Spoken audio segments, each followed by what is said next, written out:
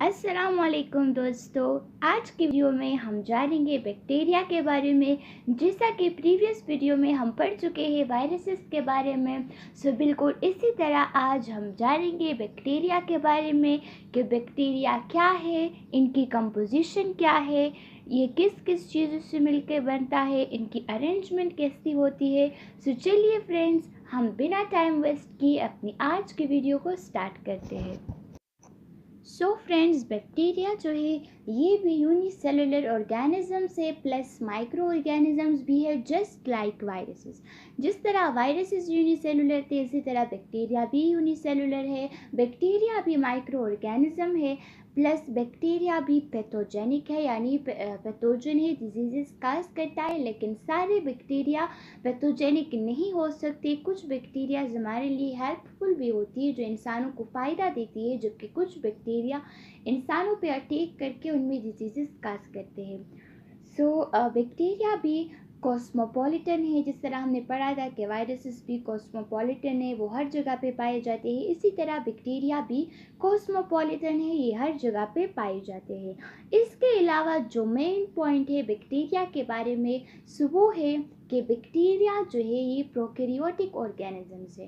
Prokaryotic organisms वो organisms होते हैं जिनके न्यूक्लियस के गिर्द मेम्ब्रेन नहीं होता, यानी हमारा जो न्यूक्लियस है इसके इर्द गिर्द एक मेम्ब्रेन होता है, और ये जिन ऑर्गेनिजम्स में नहीं पाया जाता उन्हें हम प्रोकैरियोटिक ऑर्गेनिजम्स कहते हैं। जब कुछ ऑर्गेनिजम्स में पाया जाता है ऐसे ऑर्गेनिजम्स को हम यूकैरियोटिक ऑर्गेनिजम्स कहते हैं।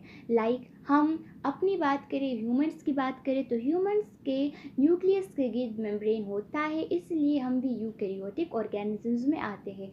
लेकिन चूंकि बैक्टीरिया के न्यूक्लियस के गिर्द वो नहीं होता मेम्ब्रेन, तो इसलिए हम इसको प्रोकैरियोटिक ऑर्गेनिजम्स कहते हैं।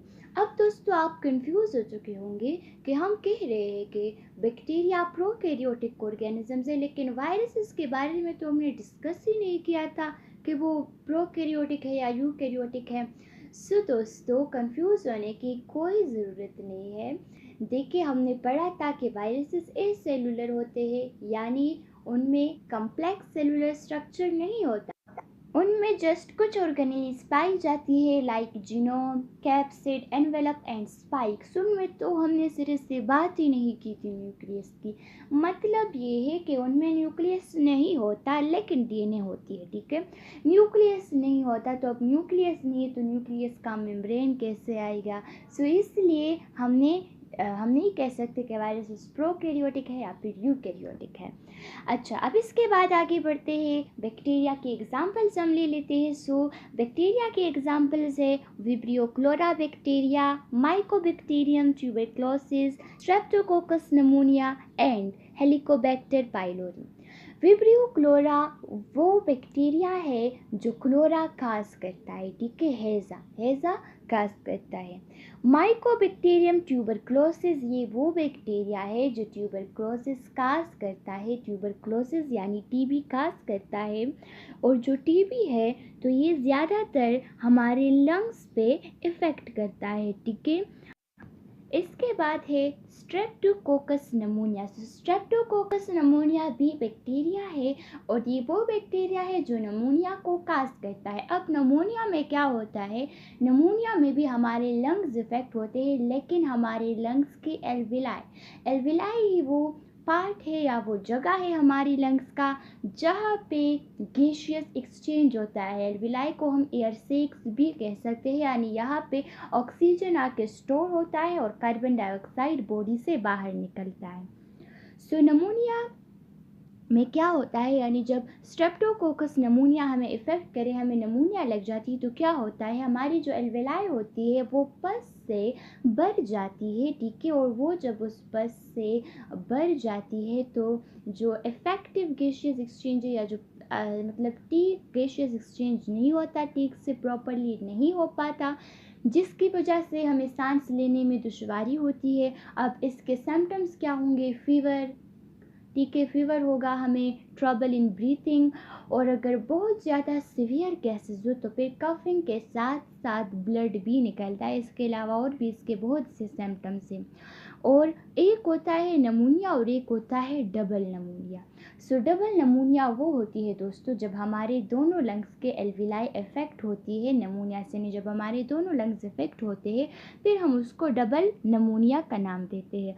हेलिकोबैक्टर पाइलोरी ये भी एक बैक्टीरिया है जो हमारी स्टमक पे इफ़ेक्ट करता है। अब इसके बाद जब हम देखेंगे बैक्टीरिया को with the help of microscope तो वो हमें इंडिविजुअल पार्टिकल्स की तरह नज़र नहीं आएंगे, या तो वो पेयर्स में होंगे यानी दो दो बैक्टीरिया आपस में अटैच होगी, या वो ग्रुप्स बनाएंगे यानी क्लस्टर फॉर्म में होंगे, और या वो चेन लाइक फॉर्म में होंगे, जंजीर की तरह शक्ल में होंगे।